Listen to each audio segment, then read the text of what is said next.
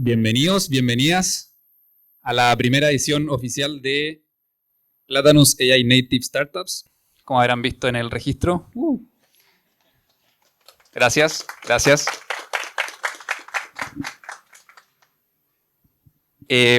Bueno, no quería que vieran mis WhatsApps. Quiero que vean a Platanus. Bueno, muchos de acá sabrán qué es Platanus, algunos son parte de la comunidad de Platanus.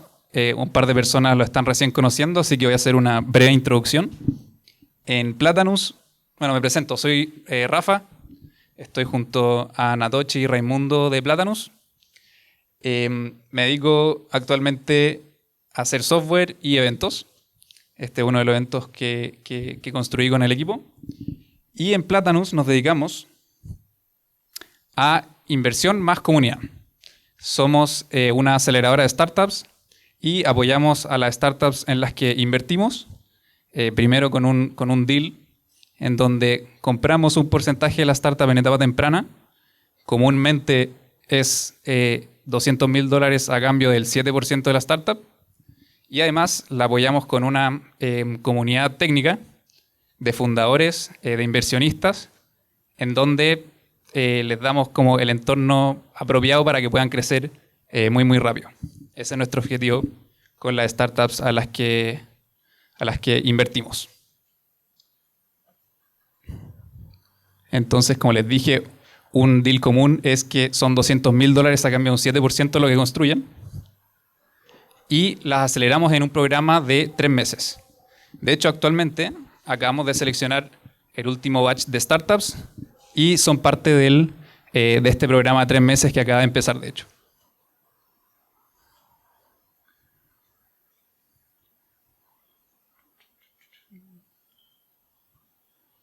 Tenemos en el portafolio más de 120 startups. Eso significa que somos uno de los inversionistas más activos de la TAM. Es raro tener una como cartera de startups o haber invertido tanto.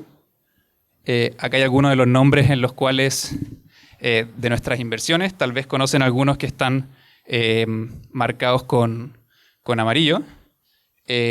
Por ejemplo, está Andrés de Capso, está Ramón también de Grupalia, que va a presentar en unos minutos. Entonces, somos un inversionista muy, muy activo, de los más activos de la TAM, de hecho, y invertimos muy temprano. ¿Y cuál es como la parte muy importante de cómo Platanus tiene mucho valor? Es por esto mismo. Es porque somos capaces de como atraer gente muy talentosa y de cuidar una comunidad muy buena en torno a las startups en las que invertimos. Son más de 300 devs y CTOs, una comunidad técnica también muy, muy grande. Y parte de la forma en la que armamos comunidad tech es con eventos de comunidad tech. En eso me he estado dedicando los últimos 2 años también, junto al equipo. Algunos en su minuto conocieron los Demo Dev. Ahora últimamente hemos hecho Build Night. El proyecto al que le tengo más cariño tal vez es Platanus Hack, que es una serie de hackatones en donde juntamos de 100 a 200 personas en una oficina por 36 horas. Las filtramos según talento técnico y las ponemos a crear un producto desde cero. Al final lo presentan ante jueces, lo grabamos y les damos premios en cash. Y este año, por ejemplo, estamos haciendo un tour de este evento en varios países de Latinoamérica. Hace poco hicimos en Buenos Aires, que ya les voy a mostrar fotos. México, Colombia, incluso Venezuela va a ser en un rato. Y volamos a los mejores equipos de cada país a Chile. Y al mejor equipo de Chile lo volamos a fin de este año a San Francisco. Así que son eventos muy, muy cool. Y este evento también va en esa misma línea, en donde queremos como reunir a gente muy talentosa a entender un poco lo que está pasando en el espacio tech. Para eso ustedes están acá en AI Native Startups. Este es una breve muestra de lo que fue el último evento que hicimos en Buenos Aires. La última edición de Platanus Hack. Eran 120 personas también muy, muy talentosas, haciendo el producto desde cero, alojando en la oficina, como con un evento de muy buena calidad, que también es lo que como nos diferencia. Los pitches al final, etc. Ahora, a lo que nos convoca, AI Native Startups, y les voy a contar una primera historia, pero antes agradecer a AWS. Alex está por ahí, de parte de AWS. Son auspiciadores de este evento y permiten que podemos hacerlo. Y además, las startups que están seleccionadas con Platanus tienen acceso a $100,000 en créditos de AWS. Entonces también son una parte importante de la forma en la que pueden crecer las startups. Y más importante aún, esos $100,000 se pueden usar en tokens. Amazon tiene Bedrock y pueden ser $100,000 de Cloud si es que quisieran. Ahora sí, no sé si alguien vio este tweet originalmente. Fue hace un poco más de 3 años. Y desde que pasó este tweet, tal vez en su minuto pasó desapercibido, pero con el tiempo ha empezado como a tomar peso. Y ahora es como una insignia. Y fue el día que apareció ChatGPT. Entonces fue este como primer modelo de lenguaje comercial en donde era útil y donde nos empezamos a preguntar cómo parece que los computadores saben hablar ahora. Empezamos a usarlo, especialmente en código, y al principio teníamos algunas dudas, pero muy rápidamente empezó a tomar peso y ahora estamos, 3 años después, haciendo un evento para tratar de entender cómo usar de la mejor manera posible máquinas que hablan, que es un salto bastante extremo a escribir totalmente el código y ahora tratar de entender cómo dirigir estas máquinas que de alguna forma parecen a veces más inteligentes que nosotros. Y eso también está cambiando rápido. Entonces creo que es un momento muy curioso en la historia de la tecnología que estamos viviendo y es importante que sepamos usar de la mejor manera posible las herramientas y tratar de entender cómo somos mejores fundadores, mejores devs con todo lo que está pasando. Y vas a preguntarnos si es que quieren seguir siendo devs. Bueno, entonces les voy a presentar rápidamente a quienes nos van a estar hablando hoy día. El primero en presentar va a ser Víctor. El orden está un poco corrido. El primero en presentar va a ser Víctor. Él fundó de Quién es como solo founder, que permite tener insights de la forma en la que están formadas empresas. Y hoy día nos va a presentar cómo es la venta de pasteles con LLMs. Una presentación entretenida. Ya les vamos a contar más él. Como fun fact, Víctor Tirró era compañero mío en la universidad. Y era, no sé si era el top o era por lo menos top 3 de los como alumnos de la generación. Entonces también mucho talento, Víctor. Después tenemos a Ramón. Ramón es fundador de Grupalia. Es mi roomie también. Fun fact.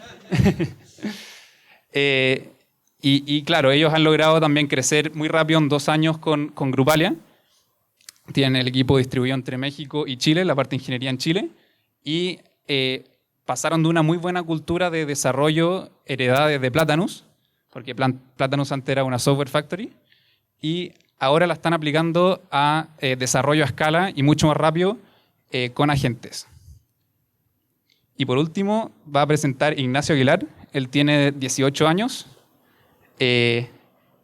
y sin saber programar, o sea, él es el menos técnico de esta charla, pero creo que eso le da una perspectiva aún más interesante. Ha logrado construir una empresa en Estados Unidos en 1 año, donde pasó de $0 de facturación mensual a 40,000, sin saber programar. Ahora tiene un equipo y creciendo fuerte también. Así que ahora le damos la bienvenida a Víctor y un aplauso muy grande.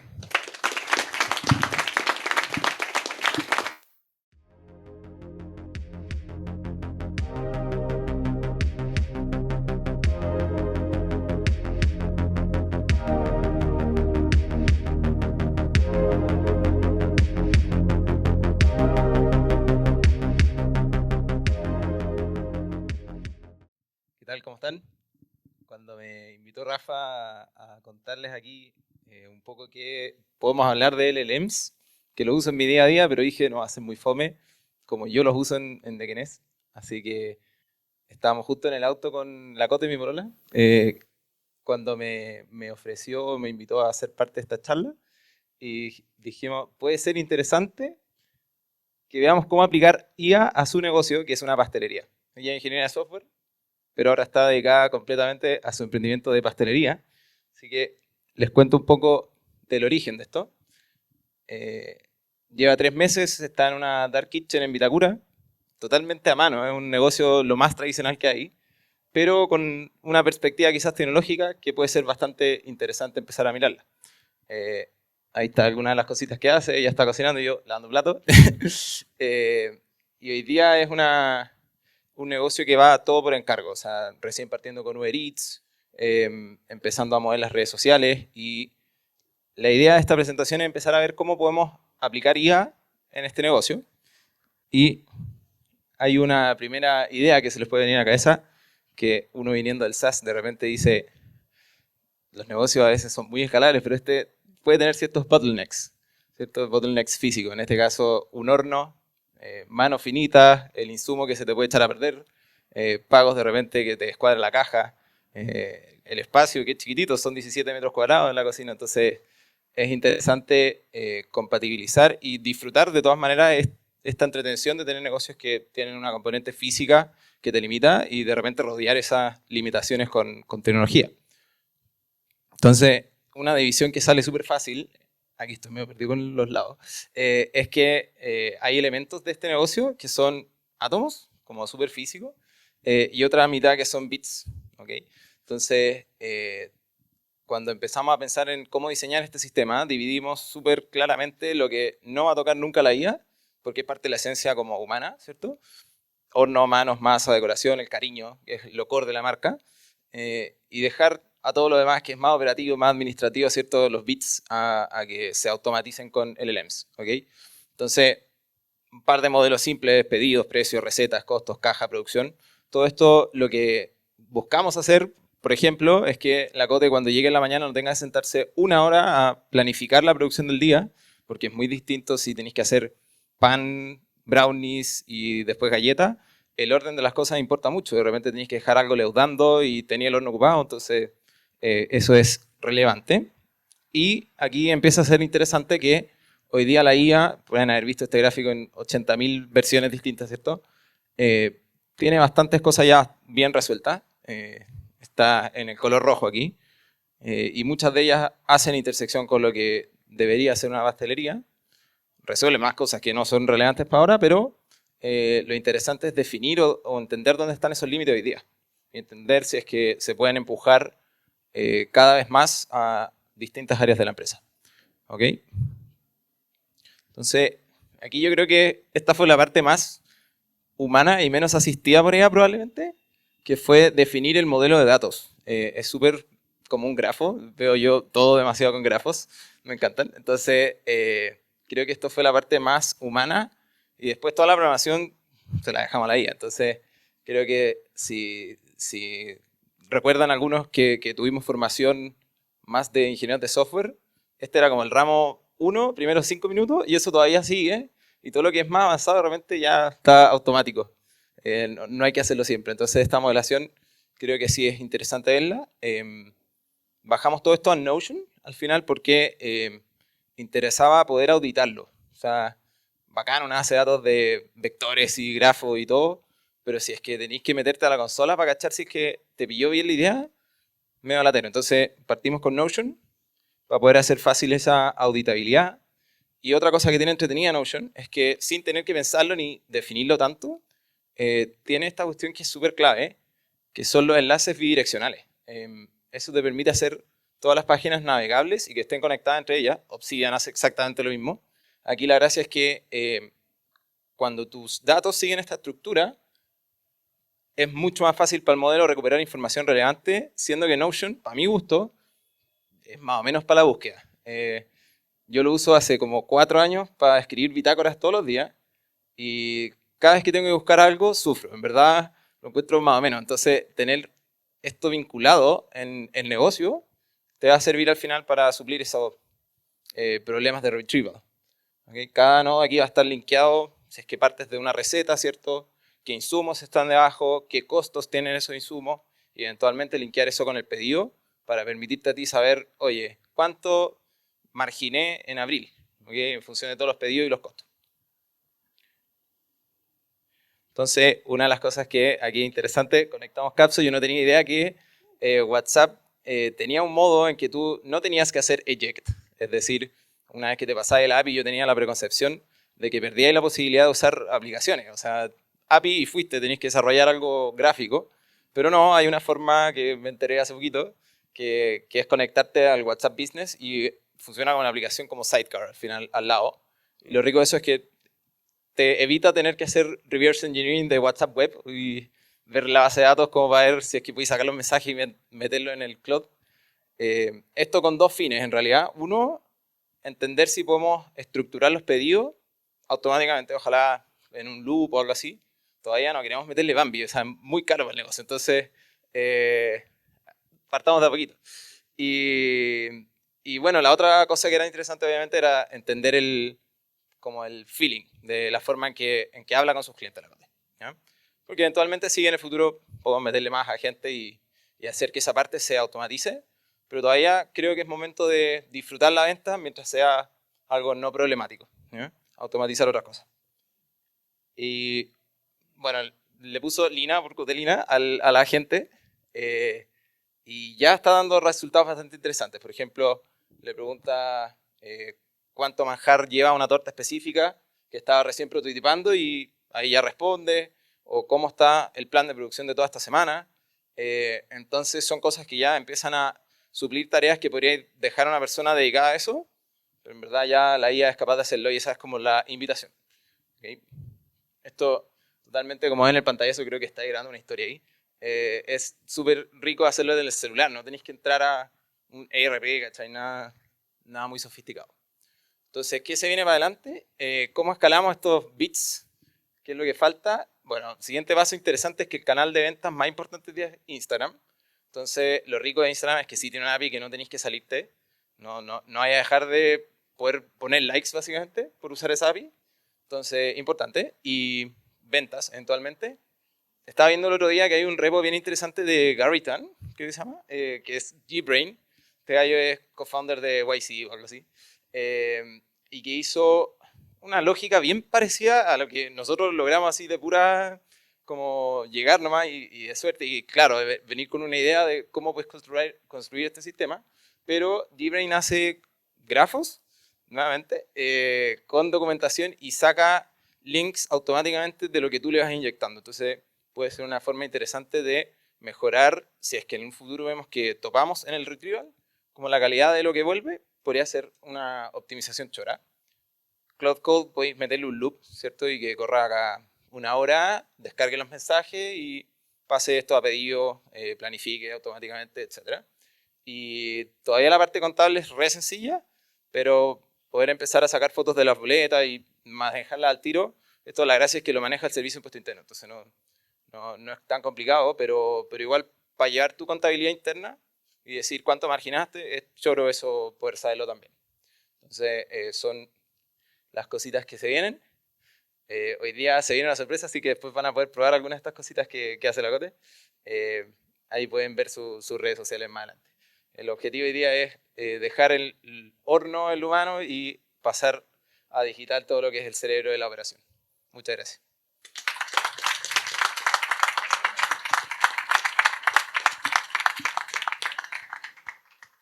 Hay espacio de preguntas, no sé si tienen preguntas, ¿verdad? Muy sencillo tener preguntas. ¿Preguntas? O sea, igual partió este negocio como algo de solamente venta y horno, o al tiro que hicieron como meterle cosas IA y cómo avanzó eso. Esa es mi duda. Buena pregunta. El negocio existía como informalmente de hace varios años pre-IA, entonces igual era como la marca ya existía, solo que no estaba formalizada la empresa. Entonces no, pero ahora como existiendo la IA es como obvio, y habiendo trabajado en otras pegas donde usáis la IA recurrentemente, como que es lógico poder deshacerte de pegas que no son tu core, como la terísima, y poder reemplazarlas por cosas que es tu marca personal al final.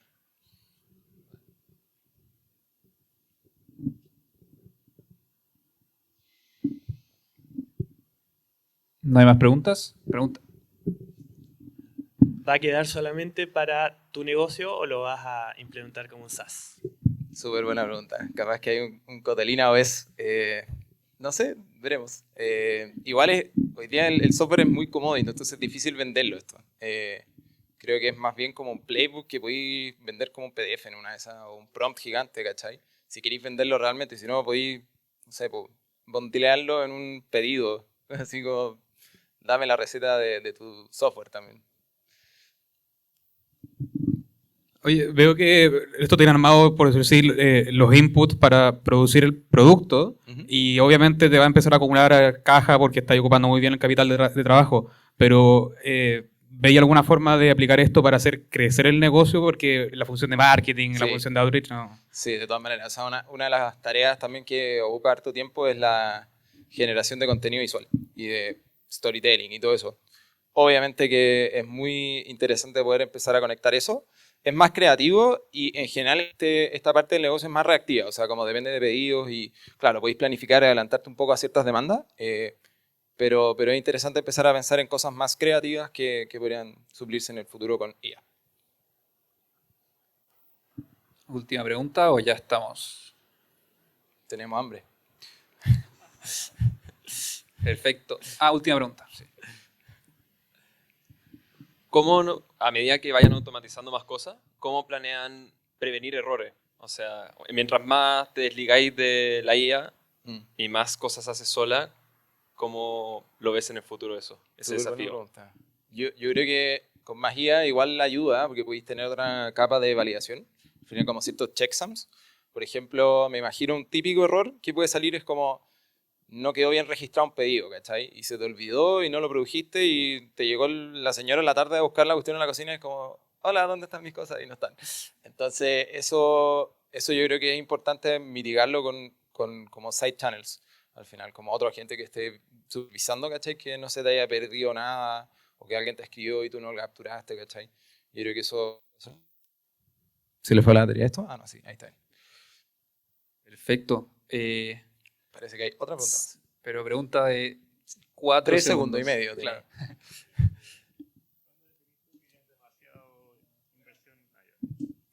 Que para ti, ¿qué sería como ya demasiada inversión en IA? Porque podéis decir, ya voy a invertir en IA para marketing, IA para el otro, contabilidad, entonces como que en un punto pierde el sentido para un negocio de esta escala, ¿cachai?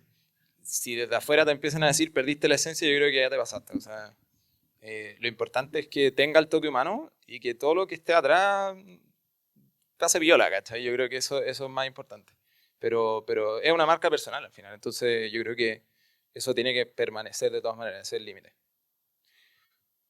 Perfecto, aplauso.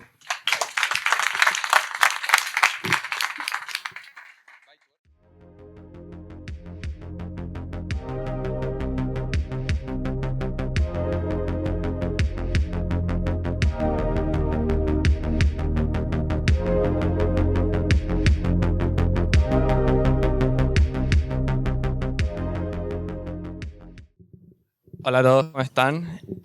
Soy Ignacio Aguilar y les voy a contar un poco de cómo construimos Flyra, cómo escalamos a 40K en MRR sin experiencia técnica. Para empezar les voy a contar un poco de mi infancia. Mi papá es diplomático, entonces vivimos en muchos países. Viví en Tailandia, Brasil y Estados Unidos. En Estados Unidos la cultura te impulsa a trabajar cuando eres muy joven. O sea, si tienes 16, 17 años y no trabajas, es extraño. A los 17 empecé mi primer negocio, que fue un negocio de limpieza de vidrios. Lo encontré en YouTube, allá un side hustle súper popular. Y a los 17 años, entre clases de high school, llegamos a escalar a los 120K en revenue. Para que se hagan una idea, el ticket promedio son como $150 a $550 y el trabajo se demora como 2 horas para una persona. El software del nicho estaba estancado, era viejo, eran aplicaciones super legacy que no tenían features, no innovaban y faltaba una aplicación más moderna que en verdad se adaptara a las necesidades de la industria. Y ahí me encontré con Cursor NX y ahí cambió la cosa. Ahí me di cuenta que podía en verdad desarrollar una aplicación y me puse a trabajar. En septiembre empecé a desarrollar y ya en febrero de este año conseguimos nuestro primer cliente. Hoy en día ya estamos en 40K de MRR, procesamos más de $1 millón por nuestros clientes todos los meses y tenemos más de 200 negocios activos que usan Flyra todos los días. Esto es Flyra, si se ve la aplicación es un poco nuestra propuesta de marketing. La funcionalidad más importante sería el mapa, porque esto es un servicio que se vende puerta a puerta. Entonces la gente va tocando las puertas vendiendo el servicio y necesitan ese mapa interactivo para ir viendo cómo van, o sea, si vendieron una casa, si les dijeron que no, y para ir tracking las ventas. Ahí pueden ver un par de reviews. Y ahora vamos a contar un poco del flujo de desarrollo que tenemos. Es un flujo de desarrollo muy distinto al que tendrán muchos de ustedes o al que estarán acostumbrados, como yo como founder, y no tengo experiencia técnica. Entonces tomo decisiones de una manera muy diferente. Todo vive en Markdowns. Entonces mi cloud tiene acceso a todo lo que es la empresa, todo lo que es base de datos, todo lo que me dicen mis clientes, el support. Entonces, por ejemplo, nos llega un bug, un cliente lo reporta en el Discord que tenemos. Ahí al tiro la IA corre y tiene el contexto del cliente, de la organización del cliente, ve exactamente lo que pasó, lo busca en el código, encuentra la causa y me manda a mí un reporte. Lo mismo con un feature. El cliente nos lo cuenta, buscamos a qué se refiere, buscamos en la base de datos y después tomamos la decisión. Hay que ver si se alinea con la visión que tenemos para el producto, si se alinea con los devs que tenemos y con las tareas que están haciendo y dónde ponerlo dentro de UI y qué tanto marketing hacerle, o sea, si hay que hacerle un video de release o si hay que contarle a los usuarios o si hay algo un poquito más, bueno, que sea menos atención. Así se ve el Notion que tenemos de devs. Entonces, cuando tenemos algún tipo de bug o feature, lo ponemos ahí en el Notion. Como pueden ver, está todo bastante organizado. Tenemos ahí al dev que lo haría, la descripción del task con todo el contexto que podría necesitar un dev, desde líneas de código, ejemplos de la base de datos, la prioridad del bug, el status, la plataforma y, bueno, etcétera. Todo lo que podría necesitar un dev. Después, cuando el dev abre el PR, tenemos un self-hosted bot de IA que hace el review en GitHub y si lo aprueba, hace el auto merge y corre las migraciones.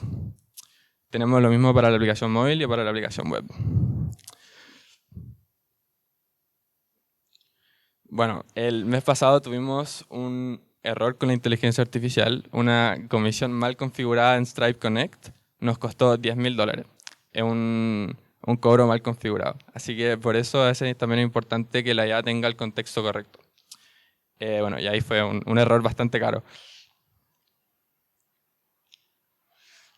Si se llevan algo, que sea que lo difícil ya no es construir, es saber qué construir y tomar las decisiones correctas, tanto para el producto como para la empresa.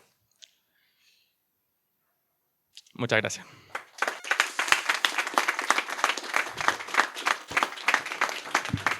¿Preguntas?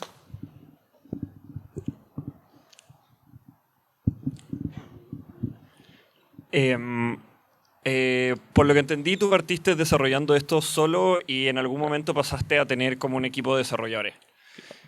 ¿Cómo fue ese traspaso? ¿Cómo fue el hecho de que como que tú construiste algo sin conocimiento técnico? No sé si contrataste después personas con conocimiento técnico. Claro. Sí, la verdad fue difícil, fue un cambio muy grande porque pasar de desarrollar sin conocimiento técnico a tener que comunicarse con devs, que es completamente distinto, fue difícil. O sea, para mí lo más difícil fue, por ejemplo, GitHub. GitHub lo encontré difícil, no me acostumbré nunca. Ahora tuve que construir el bot para automatizar esa parte. Pero no, eso. Bueno, mi pregunta es un poco parecida a la que hice Agustín.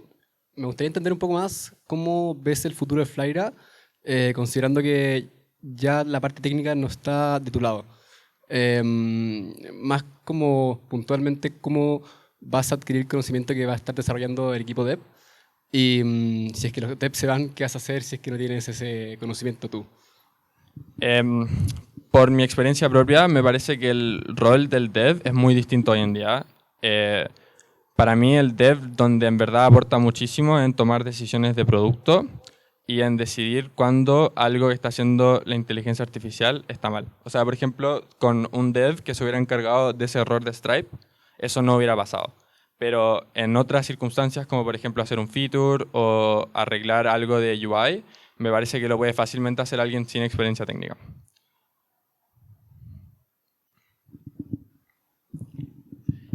¿Cuándo descubriste el error de Stripe? O sea, cuando ya te habían sacado la plata. ¿Y qué es lo que estás haciendo para detectar este tipo de errores de manera transversal, no solamente para Stripe? Claro. Bueno, la verdad, nos demoramos un mes en descubrirlo porque como era 2.4% de cada transacción, no nos dimos cuenta. Fue muy lento y nos dimos cuenta como un mes después. Ahora estamos trabajando mucho en el backend. Tenemos un dev del backend que está trabajando en todo lo que es observabilidad para que no pase eso, alguien técnico. Voy a aprovechar que tengo el micrófono en la mano. ¿Crees que podrías haber hecho esta startup en otro lugar que no fuera Estados Unidos? O mejor dicho, en Chile, más específico. En este nicho no. En otro nicho sí, pero en este nicho específico. ¿A qué te refieres? ¿Te refieres con la parte de marketing o la parte de dev? El negocio en sí. ¿Crees que haciendo este mismo software en otra industria o algo así, crees que habrías tenido el mismo crecimiento en Chile?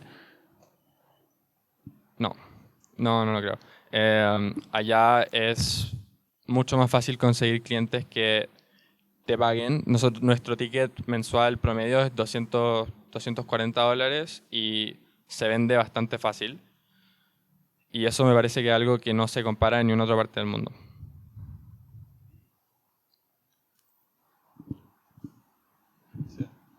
Mi pregunta es, ¿cómo conseguiste los primeros clientes? ¿Tuviste que estar en Estados Unidos o fue como campañas de marketing? Claro. Con el contexto de que yo antes tenía una empresa dentro del nicho, se me hizo más fácil porque conocía a la persona o conocía a nuestros primeros clientes y ahí fue más como presentarle a amigos, algo bacán que construí que en verdad ayudaba a nuestra empresa, más que vender un producto. Última pregunta, y ya estamos. Penúltima pregunta. Bueno, primero felicitaciones, encuentro bacán lo que hiciste. ¿Cómo fue el proceso desde el primer commit hasta el primer cliente y después del primer cliente a escalarlo? ¿Cómo qué problemas te encontraste y cómo lo fuiste solucionando? Sí. Bueno, la verdad te diría que desde el primer commit al primer cliente fue fome, o sea, es promptear. Pero después del primer cliente, ahí se puso muy difícil. Bugs en todas partes, cosas que nos faltaban, errores, noches muy largas. Pero yo creo que así es como se tiene que hacer hoy en día. O sea, yo creo que hay que lanzar el producto, aunque tenga bugs, aunque pierdas plata, aunque te mande errores, porque es la única manera de crecer. Pregunta muy de sapo. Hoy día, ¿cuál es tu costo más grande? Te vi que en la App Store. ¿Tenés que pagar una comisión? ¿Se va como ahí o no? Es que vendemos por Stripe, vendemos por web. ¿Y no te caga Apple ahí? No, ya. nada. Ya, bueno. La verdad, en costo, en márgenes, yo creo que nuestro costo más alto es en marketing. Tenemos marketing de afiliados, donde tenemos afiliados que hacen contenido y venden la aplicación por nosotros y ellos se llevan un porcentaje de lo que venden. A ver, en términos de infraestructura es muy SaaS. Sí. Perfecto. Aplauso.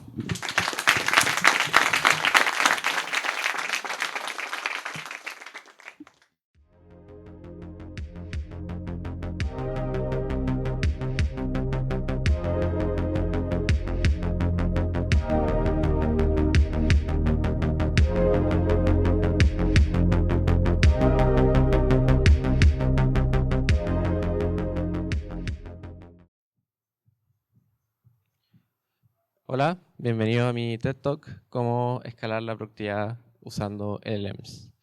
Un poco de contexto sobre mí, yo soy CTO y cofundador de Grupalia. En Grupalia lo que hacemos es ofrecerle financiamiento a micronegocios a través de un crédito grupal. Tenemos una red de promotores en campo que están formando grupos de personas que se conocen desde antes y que esta figura de codeudores dentro del grupo nos permite ofrecerle un financiamiento más accesible y poder acreditarlos. Pero la industria de las microfinanzas y del crédito grupal no la inventamos nosotros. Nosotros lo que estamos haciendo es convertir un proceso que es lento y que es burocrático y que es caro en una experiencia digital y más accesible. Un poco sobre dónde estamos hoy en día. Estamos dispersando alrededor de $200.000 en créditos al día y procesando otros 200.000 en repagos y comisiones a nuestra fuerza de venta. Tenemos alrededor de 20.000 clientas activas, tenemos más o menos 300 promotores afiliados a nuestra plataforma. Y todo esto lo hemos escalado y lo hemos logrado con un equipo pequeño de 20 personas, con mucho software, mucha automatización y muchos tokens consumidos. Seguramente les suena la ley de Woodhart, que es como esta observación de que cuando una métrica se convierte en un objetivo, deja de ser una buena métrica. Y probablemente el caso más icónico es esta anécdota.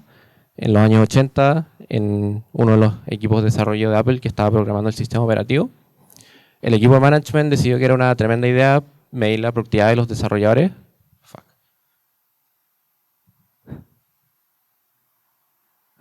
Decidió que era una tremenda idea medir la productividad de los desarrolladores por la cantidad de líneas de código que escribían.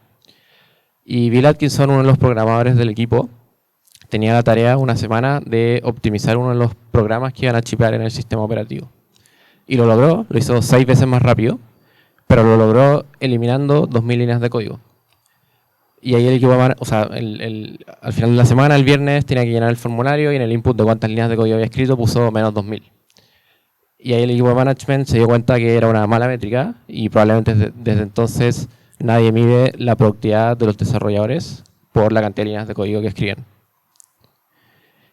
Y 40 años después, Garritan parece que es un tema en común en el evento, pareciera ser que estamos volviendo a esta idea de que escribir más líneas de código o que las líneas de código son una buena métrica para reflejar la productividad. Seguramente lo conocen, el CEO de Y Combinator, que ha sido bien mediático porque ha estado, por así decirlo, como bragging la cantidad de líneas de código que escribe al día, con mucha gente en paralelo, trabajando en muchos proyectos. Y más allá de ese caso en concreto, eso es algo que están empezando a adoptar las startups. Y la verdad es que no los vengo a engañar, escribir código se volvió prácticamente gratis. La experiencia de desarrollo hoy día se ve más o menos así, 1 hora en una terminal, le dice a Cloud Code, agrégame una feature, agrégame otra, maneja este caso, ya que estamos, ¿por qué no? Métele dark mode. Y el problema es que esta forma de desarrollar, muchas de esas funcionalidades probablemente no eran necesarias, sino que era muy fácil agregarlas. Probablemente no te las pidieron, probablemente nadie las necesita. Y esas líneas de código que no resuelven ningún problema terminan llegando al codebase. Y el codebase termina pagando el costo con complejidad que se va acumulando. Ahí. El codebase termina pagando el costo con complejidad que se va acumulando y que era innecesaria. Y vamos a entrar en el debate de si la complejidad es mala en sí o si va a ser mala en el futuro, dado el progreso de los LLMs. Pero creo que hay evidencia empírica, este es un paper de hace 2 meses, en que miden cómo se ve la velocidad, o sea, la curva de productividad y de velocidad cuando un equipo adopta LLMs en un codebase que es complejo y que es más maduro. Y el resultado, que yo creo que es bastante predecible, es que los primeros meses la velocidad incrementa brutal, la productividad por el cielo, pero eventualmente esa curva se termina aplanando y termináis en el mismo lugar en donde partiste. Y eso es porque el codebase termina teniendo deuda técnica, bugs, termina siendo inconsistente y la gente deja de entender cómo funciona. Y eso al final termina matando la productividad que los LLMs prometen. ¿Y por qué pasa esto? Porque como funcionan los LLMs, para hacer lo que tienen que hacer necesitan contexto. Y cuando uno está programando, el contexto de facto es el codebase. Y si tu codebase está ordenado, tiene buenos patrones, tiene buenas convenciones, tiene poco código legacy, es un buen contexto y probablemente el resultado del LLM va a ser bueno. Caso contrario, si tu codebase está lleno de deuda técnica, lleno de código que no se usa, sin patrones, sin convenciones, sin ninguna consistencia, probablemente el resultado del LLM va a ser malo. Y va a tener que estarlo corrigiendo, va a tener que estarlo supervisando, y eso es lo que hace que se pierda la productividad. Entonces, hasta ahora la conclusión es más código no necesariamente implica más productividad. Y vengo armando este argumento para que haga sentido sobre lo que voy a hablar ahora, y la razón por la que Rafa me invitó a la charla, que es para contarles cómo incrementamos la productividad en Grupalia usando LLMs. Y no...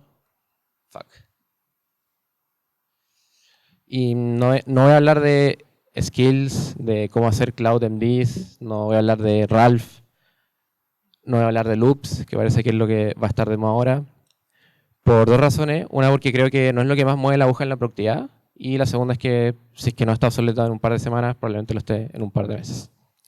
Entonces, ¿cuáles son las cosas que yo creo que mueven la aguja y que tienen un impacto que perdura en el tiempo en la productividad del desarrollo con agentes? La primera idea es la de que diseñar tu startup de una forma que sea queryable.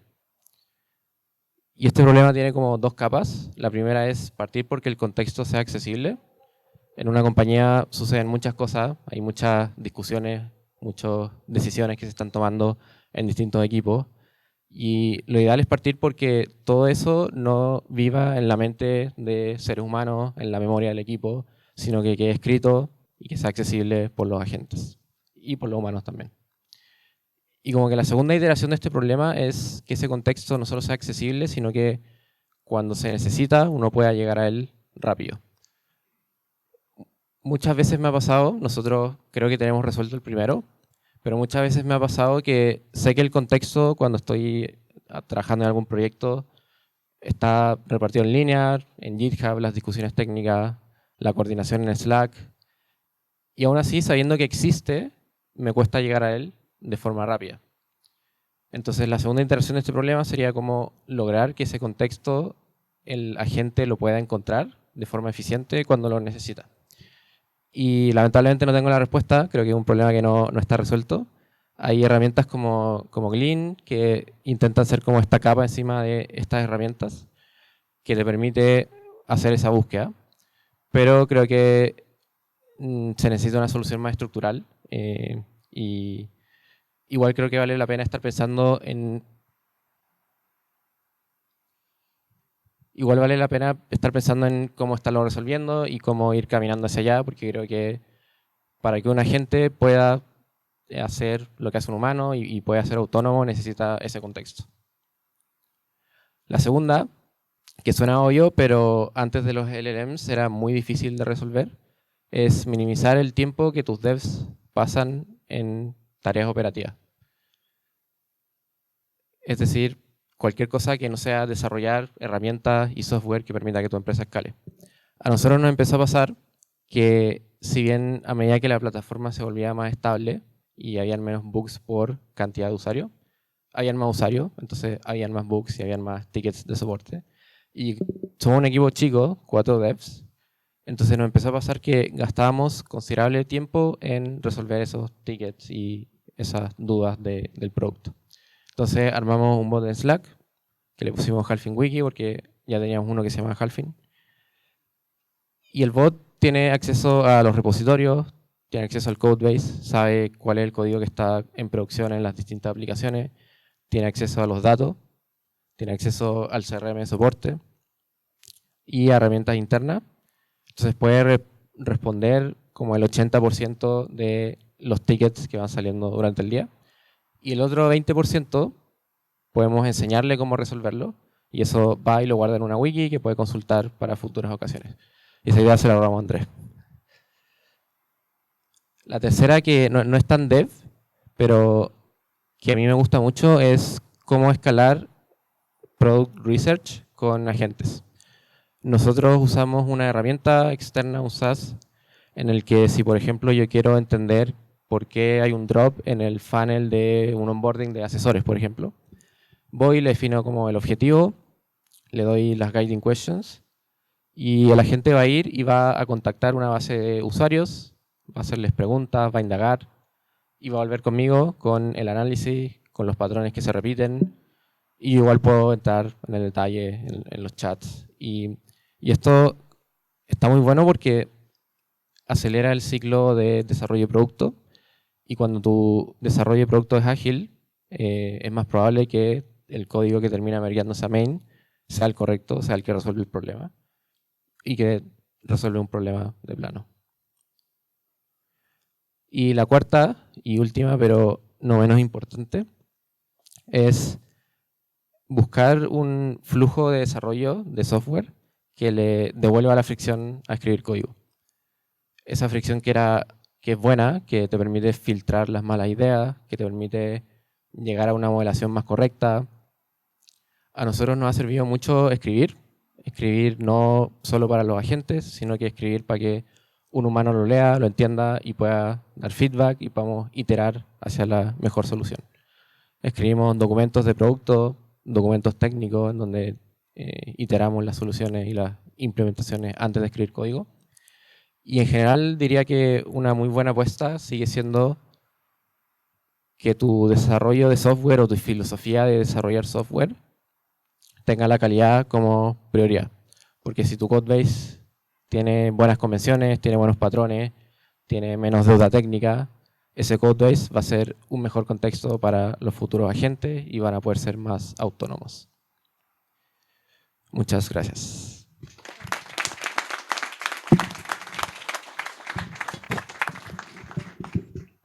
Preguntas. Primera pregunta. Que al final como que cuando dijiste que hay que volver a tener como esa fricción, como entiendo lo que decís como para no tirar malas ideas, pero como eso que decís como de escribir documentación y tener convenciones, ¿eso no sería lo mismo que darle más contexto a tu agente? Y decirle como también, créame como documento, etcétera, etcétera. De cierta forma sí, pero al final tienes que pensar que la gente de alguna manera tiene que entender cómo hacer las cosas. Y podéis hacerlo cada vez que tengáis que pedirle que haga algo con un prompt gigante y tener que llenar tu repo de CloudMDs, de skills, o podéis tener un codebase que sea la propia documentación de cómo funciona tu sistema y sea una buena documentación. Y eso te permite que no tenga que tú estar encima de la gente en el futuro a medida que van mejorando. Y bueno, también respecto a la documentación, siento que como que me gusta la idea de que el código es la documentación, y si necesitáis escribir documentación extra, probablemente es porque el código no es lo suficientemente entendible. Y las cosas esas que dije, como PRD, RFC, todo eso es más como previo, como para ayudarnos a nosotros los humanos a pensar y filtrar y como que darle una vuelta a la solución antes de llegar y programar. No es tanto como documentación para el futuro. Siguiente pregunta. Hola, ¿cuál crees tú que es el cuello de botella para poder crecer más rápido, sobre todo la dimensión de producto? ¿Y cómo va a evolucionar el equipo para operar de forma como tener aún más leverage de la IA que lo que tenéis ahora? Así que podéis crecer, no sé, el doble, el triple, la velocidad de desarrollo por desarrollador, o ya están más o menos topados y qué les falta para lograrlo. Buenas preguntas. De la primera, yo creo que el cuello de botella en producto es como buen criterio, una persona que sea analítica y que pueda como entender realmente el negocio y a los usuarios, porque al final es un rol en el que estáis tomando decisiones y esas decisiones como que son muy high stakes. Entonces yo diría que ese es el cuello de botella. Y en lo segundo, como que ahí quizá una como que convicción poco convencional, pero yo creo que el objetivo no debería ser como escribir cada vez más código. Yo creo que no es necesario, no era necesario antes, no creo que sea necesario ahora. yo creo que el objetivo debería ser como cómo hago para escribir el código correcto y el mejor código y el código que escale, porque en verdad no he escuchado como historias de startups que ganen porque pueden escribir más código. Quizás sí porque se pueden mover más rápido, quizás sí porque toman mejores decisiones, pero no es un requisito de eso escribir más líneas de código.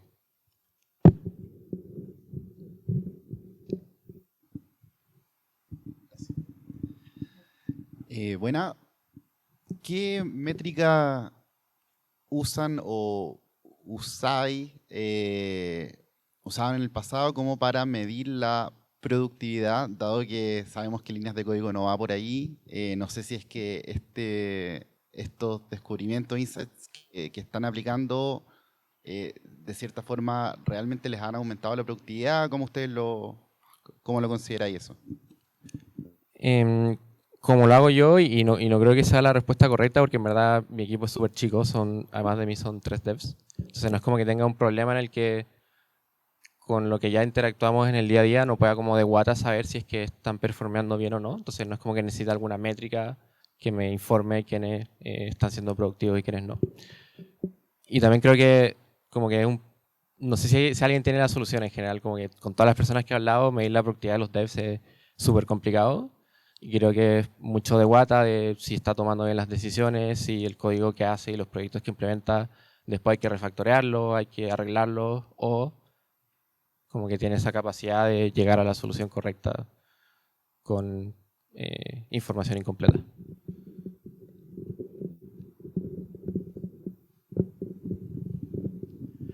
Hoy en día es relativamente fácil conectar agentes con otras aplicaciones con MCP.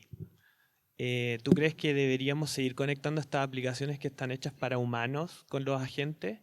¿O deberíamos movernos ya a un repo en GitHub y decirles, oye, metan skills y la base de conocimiento vive acá para que los agentes naveguen en el repo?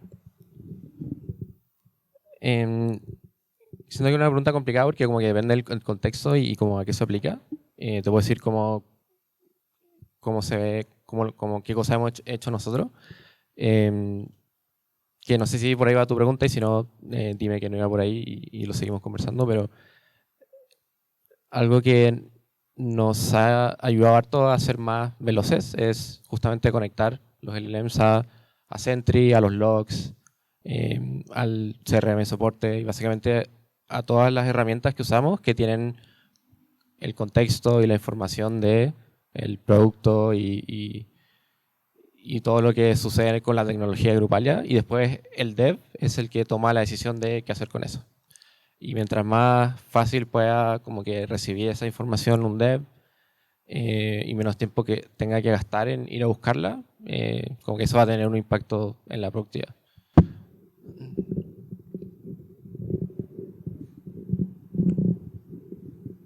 Oye, ¿el codebase es queryable por gente no dev? ¿Dijiste el codebase es queryable por? ¿Por gente no dev? Sí. Ya, a ver, el bot que armamos, por ejemplo, la intención inicial era para que resuelva los tickets de soporte. Y como tiene acceso a los datos, tiene acceso al codebase, le empezaron a preguntar cómo funciona el producto, dame esta métrica, dame esta otra, y cada vez como que para análisis de datos más complejos. Y a mí no me gusta mucho eso, porque cuando tenéis 150 tablas en la base de datos, como que es muy probable que la gente no tenga el contexto de cómo se modelaron esos datos para llegar a una respuesta correcta, sobre todo cuando el análisis es complejo. Entonces ahora lo que estamos intentando o queremos hacer en el corto plazo es como pasar allá a tener una infra de datos más como que más diseñada con como un warehouse con data procesada para que la gente no tenga que juntar 15 tablas distintas y sea más probable que pueda responder con la información correcta.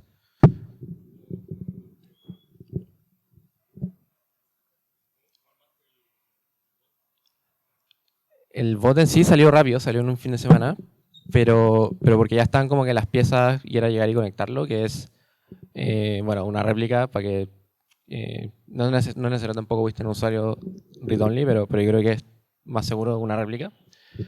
Después que tenga acceso al codebase. En nuestro caso usamos Rails, era muy sencillo porque tiene como una consola en la que la gente puede levantar esa consola y mientras tenga la URL a la base de datos va a poder correr el codebase que corre en producción. Y un componente interesante era la wiki, que es como hacer que la gente cuando comete errores o cuando tenemos que enseñarle a hacer cosas, como que guarde eso y sirva para el futuro y no tengamos que estarle repitiendo. Y eso, como que esa idea me la robé de un repo de Carpati, que en verdad se la robé a Andrés, él me dijo, y ahí yo fui al repo de Carpati. Y diría que es eso, en realidad es súper sencillo. ¿Quedan preguntas? ¿No hay preguntas? Ok, entonces aplauso a Ramón.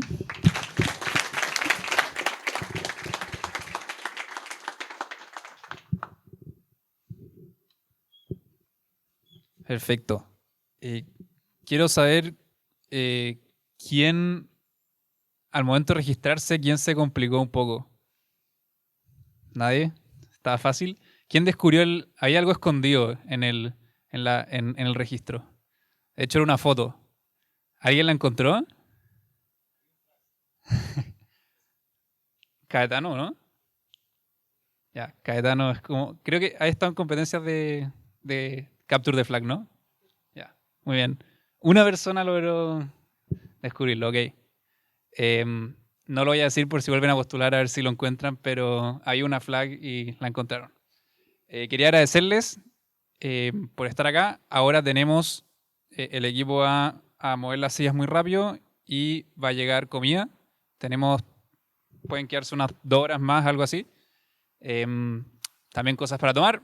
Y la idea es que se conozcan, se contraten. No, pero se conozcan. Muchísimas gracias.